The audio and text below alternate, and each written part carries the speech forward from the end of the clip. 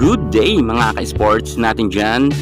MJ Phillips and Brock Van Sickle nagtitraining na ngayon at naghahanda na para sa kanilang semi-finals. 100% ay pasok na nga sila para sa finale. At eto na nga, handang-handa na ang kupunan nga ni Brock Van Sickle kung saan nga ay meron na nga silang MJ Phillips.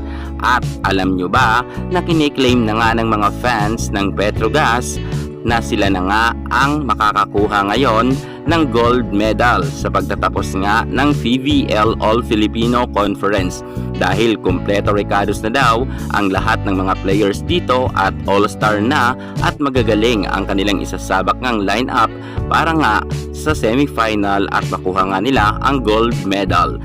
Ang Petrogas Angels tandem na ba ni Brock Van Sickle, MJ Phillips ang tatapos at aagaw nga sa corona ng Creamline? Yan ang ating aalamin. Kung bago ka muna sa aking YouTube channel, subscribe na. I-click ang ating notification bell para lagi kang updated sa lahat ng issues sa volleyball. Susunod na.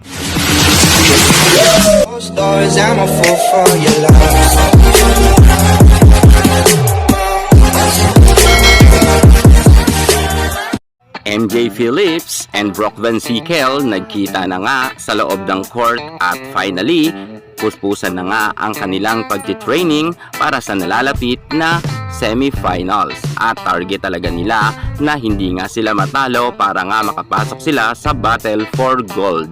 Alam naman natin na malakas na talaga ang Petrogas Angels sa pangunguna nga ni Isa Maiso Fontillas at ng kanyang buong kupunan. Meron silang Jonas Abete, may Remy Falma at marami pang ibang mga malalakas na star player nga ng Petrogas. Lalo't ngayon, mas malakas na at mas matindi ang kanilang line-up dahil bukod nga kay Brock Van Sickle, narito na.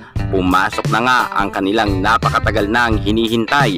Walang iba kundi ang ating MJ Phillips na isa sa mga pinakamalakas na middle blocker kung saan kagagaling niya pala nga sa South Korea at ngayon eto na, balik PVL na siya at muli na naman silang magpapakitang gilas at napapost nga dito ang kanyang mga fans or ang fans nga ng Petrogas Angels at naninigurado na nga sila na ang magcha-champion, ang kanilang idol na Petrogas. Eto nga ang kanilang post.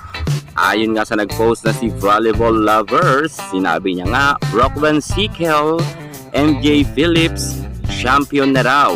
Wala na, tinapos na daw ang laban. Second and third at fourth placer na lang daw ang naglalaban-laban.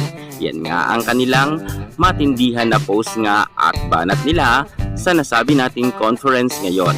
Wala na daw hahanapin pa dahil eto na nga, si MJ Phillips sa kanyang pagbabalik ay mas lalo daw, mas pinalakas at mas pinatindi at mas pinabangis ang Petrogas Angels. Mukhang aandar na talaga sila papunta nga sa finale at mukhang sila na daw talaga ang makakasungkit ng gold medal. Sa tingin nyo, sa pagbabalik ni MJ Phillips, mas lalo ba talagang lalakas ang nasabi nating Petrogas Angels at kiniklaim na nga to ng kanilang mga fans na sila na daw talaga ngayon ang mamamayagpag pagdating sa PVL All-Filipino Conference.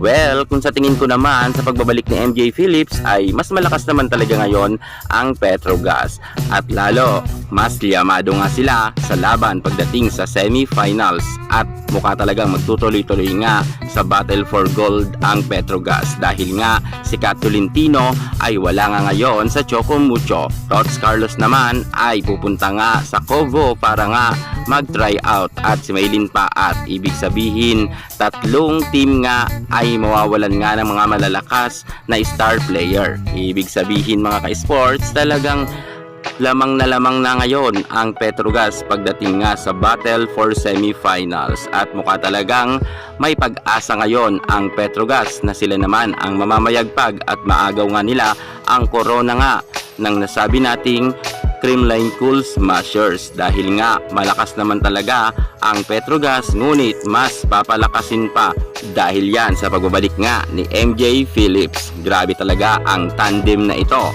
Brock Van Sickle and MJ Phillips tandem. Mukhang sila na talaga ang magcha-champion. Ngunit alam naman natin na bilog ang bola dahil hindi lang naman sila ang mga magagaling na players. Marami rin mga magagaling at star players sa iba't ibang team. Marahil hindi rin papayag ang ibang team na basta-basta na lang sila magpapakabog sa Petrogas kahit may dalawang sinasabi na import daw di umano kasi yan ang sinasabi ng mga netizen.